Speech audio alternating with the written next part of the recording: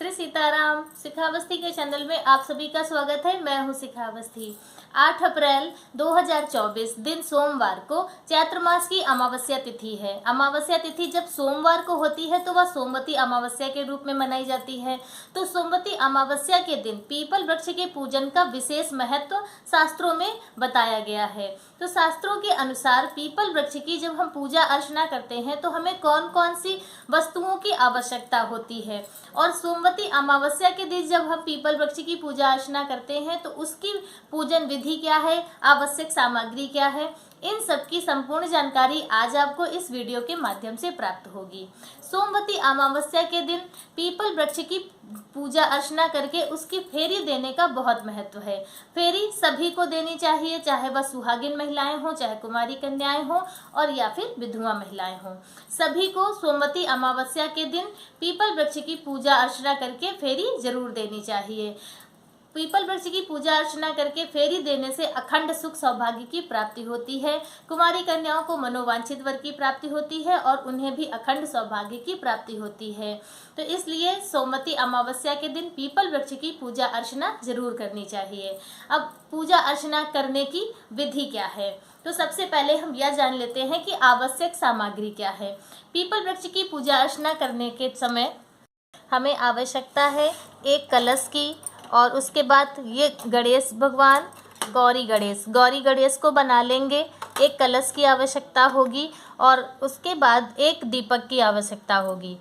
तो उस दीपक की आवश्यकता होगी। एक दीपक हम लोग आरती करने के लिए होगा जो 360 बत्ती का बनेगा। 360 बत्ती का दीपक, उससे आरती करेंगे, गौरी गणेश बनाएंगे। और पूजन के लिए सभी सुहाग की जो सामग्री होती है 16 श्रृंगार में, वह सभी चीज़ें होंगी। वस्त्र के लिए आप ले सकते हैं, जैसे कि ब्लाउज पीस ले सकते हैं, हैंकी ले सकते हैं, और या फिर आप साड़ी भी चढ़ा सकते हैं। तो उसके और सबसे पहले आपको ये ऐपन है जो चावल को पीस कर बनाया जाता है। इसी से सोमा धोबाइन जो होती हैं वह भी बनाई जाती हैं और इसी की थापे भी पीपल वृक्ष में लगती हैं। और उसके बाद लौंग, इलायची और धूप दीप वस्त्र के लिए और भोग के लिए भी ऋतुफल हो, मिष्ठान हो।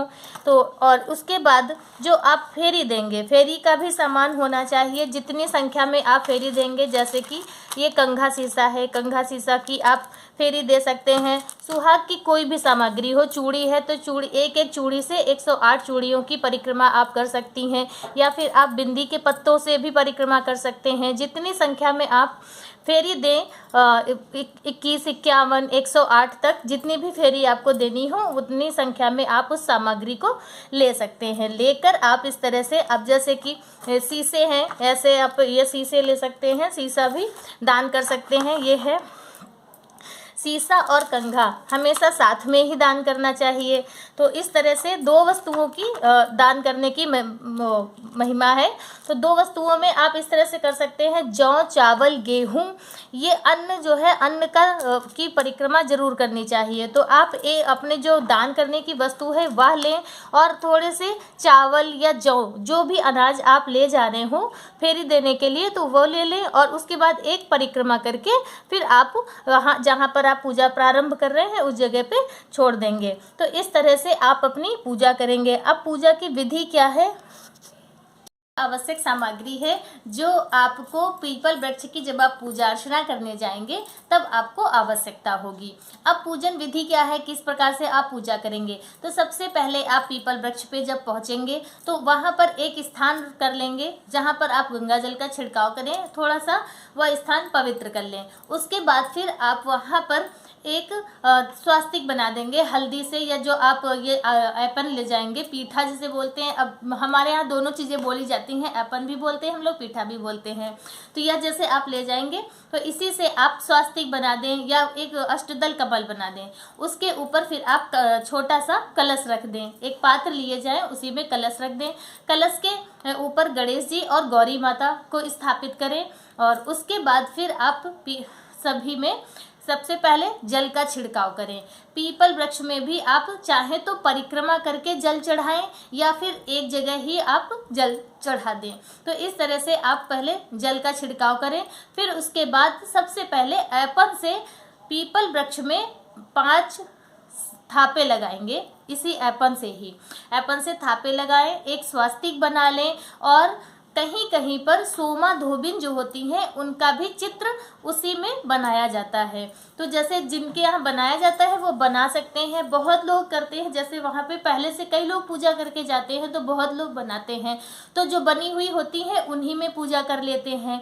या फिर कोई कुछ नहीं बनाता है, सिर्फ गौरी गणेश स्थापित करते हैं और वहीं पर थापे लगाकर पूजा कर लेते हैं। अब क्योंकि जब हम लोग पूजा करने जाते हैं तो वहाँ पे कई तरह के लोग मिलते हैं, बहुत से लोग मिलते हैं, तो सबके अपने थोड़े थोड़े से जो प्रथाएं हैं पूजा की वह कुछ कुछ भिन्न होती हैं। तो जिस प्रकार से आपके आसपास होता हो आप उस तरह से कर लें। यदि सोमा धोबिन बनाई जाती हो तो आप बना लें। हम लोग थापे लगाकर और गौरी गणेश स्थापित करके पूजा अर्चना करते हैं। उसके बाद थापे लगाकर फिर आप सिंदूर की बिंदियां लगा दें उन जो थापे बनाएंगे। और फिर आप अपनी जो सबसे पहले या जो कच्चा सूत है, इसे कच्चा सूत बोलते हैं, तो इससे परिक्रमा करेंगे 9 या 11 की परिक्रमा। इसे लपेटते हुए पीपल वृक्ष में आप लपेटते हुए 9 या 11 की संख्या में परिक्रमा कर लें। उसके बाद फिर बैठकर गौरी गणेश भगवान की और पीपल वृक्ष की विधिवत पूजा अर्चना करेंगे। उन्हें आप वस्त्र पहनाएं, सुबह जो सौभाग्य की वस्तुएं हैं वो माता गौरी को अर्पित करें।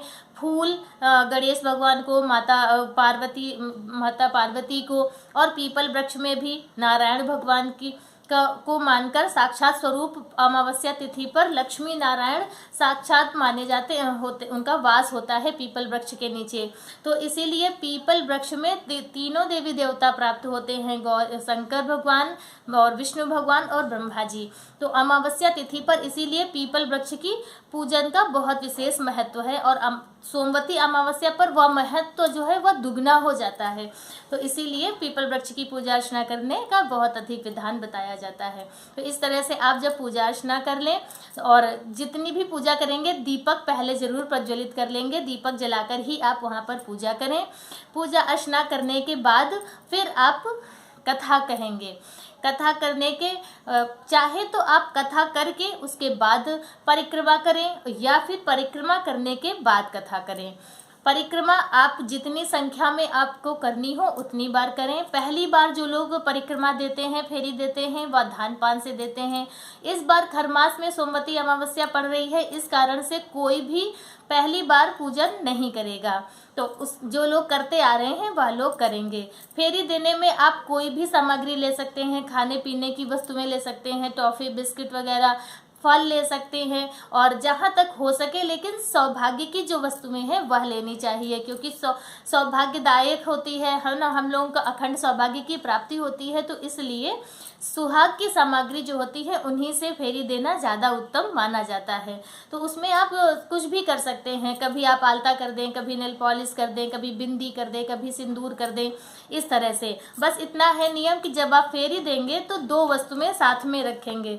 जैसे आप बिंदी या सिंदूर की डिब्बी दे रहे हैं तो इस तरह से सिंदूर की डिब्बी ले लें और थोड़े से जौ ले लें और एक परिक्रमा करके आए, फिर वह वहीं पर रख दें। फिर उसके बाद करके आए, जितनी आपकी परिक्रमा करनी हो इस तरह से आप कर सकते हैं।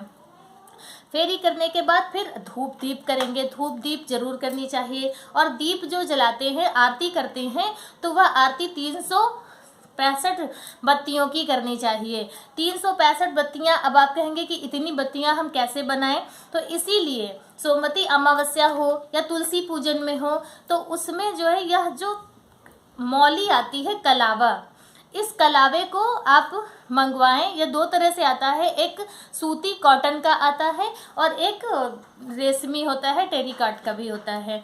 तो जो सूती कॉटन का कलावा आता है तो कलावा में आप देखते हैं कि उसमें कई धागे निकले होते हैं, उनमें कई धागों से ये देखिए इसमें 5 धागे हैं जैसे।